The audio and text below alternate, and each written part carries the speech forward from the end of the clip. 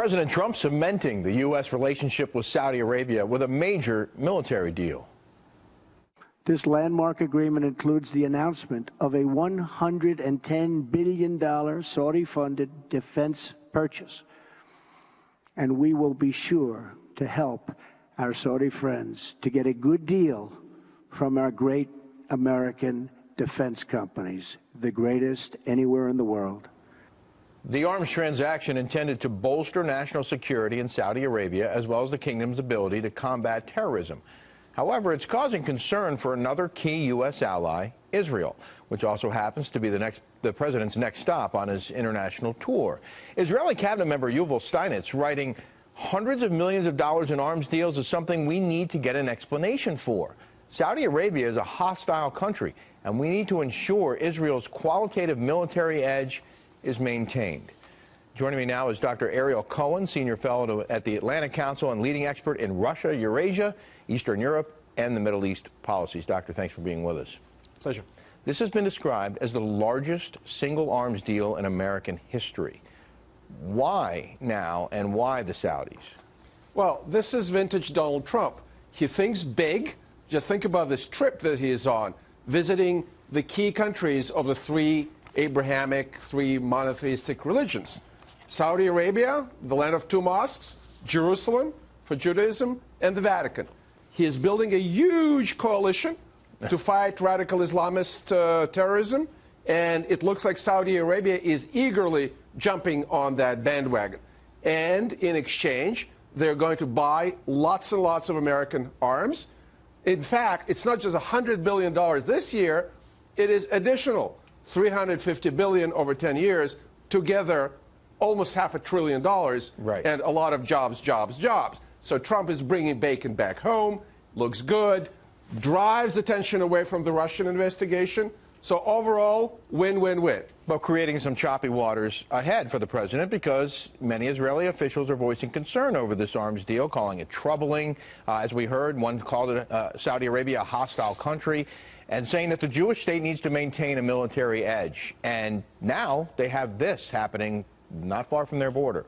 Indeed, and the other long-term threat, if, God forbid, Saudi Arabia ever follows the path of Iran and the regime turns and a new anti-Western, anti-American regime comes to power, all these hundreds of billions of dollars worth of equipment may fall into the wrong hands. So this is something that needs to be on the back of the Saudi officials' mind and of the United States. It wouldn't be the first time that U.S. arms fell into the wrong hands, but is that something that you see on the horizon in Saudi Arabia? Not immediately, not at all immediately. In fact, I think what President Trump is doing is trying to put more burden sharing on our Arab allies, saying, you get these people off the street and, as he said, off this planet, so you put more Arab and Islamic ownership on the war on terror. And a very important aspect of this trip is buttressing the coalition against Iran. If I was an Iranian leader today, I would be very nervous, because hundreds of billions of dollars of American weapons go to Saudi Arabia, to Qatar, to Bahrain. So he is building this coalition, and then he goes and talks to the Israelis. In fact, I totally understand Israeli concern, but at the same time, the relationship between the Gulf states, including Saudi Arabia and Israel, are better than ever before. President walking a fine line here between near neighbors who clearly do not love each other. Yes, but on the other hand, in the Middle East, as in many other places, it's who are you friends against? And today, Israel and the Sunni Arab states are friends against Iran, because Iran is spreading its arch of instability from Tehran to Iraq, to Syria, to the Mediterranean.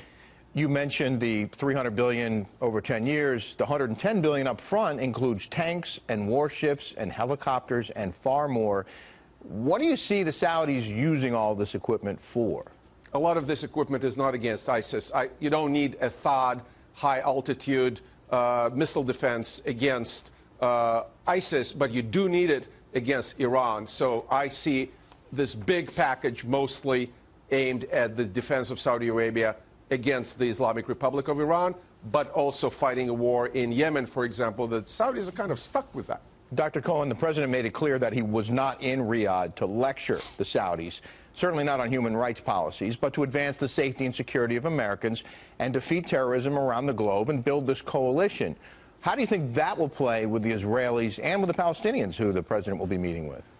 Israelis are as realpolitik as they come because they live in a very tough neighborhood. They're not about to worry about human rights. It's more a domestic issue for us because a lot of people in this country, both Republican and Democrat, are going to attack the Trump administration and particularly the President and Secretary Tillerson for explicitly stating that human rights are not important. This is a realpolitik as much as we saw it maybe since Richard Nixon. It's an aggressive... I'm sorry. But at the same time, the proof of the pudding is eating. If we are successful in building this coalition and wiping off the map the radical Islamist terrorist organizations such as ISIS and Al-Qaeda, it would be a huge success. Yeah, and an aggressive agenda, certainly. But that agenda continues with the Israelis and the Palestinians. I know this has been said many times in the past. What do you think the likelihood is of a peace deal? I am a pessimist on the Israeli-Palestinian issue. I'm a cautious optimist on a broader Arab-Israeli issue. It looks like the Egyptians, the Jordanians, the people from the Gulf, including Saudi Arabia, are talking to the Israelis. A lot of it's under the table. Some of it is in the open. With the Palestinians, I hate to say it, the Israeli-Palestinian conflict that is lasting now for 120 years is a graveyard of diplomacy. Trump would be the most unusual person to solve it. Many tried. Jimmy Carter, Bill Clinton, George W. Bush. Everybody failed so far. Yeah, but Trump is thinking big. Maybe that's what they need. Maybe they need the unusual to solve this. But it will not. It will not. Mark my words. It will not be resolved if the United States is not recognizing Israeli rights in Jerusalem, recognizing Jerusalem as a capital, recognizing the Western Wall as a part of Israel. That is not going to fly. Much to watch tomorrow. Dr. Ariel Cohen, thanks very much.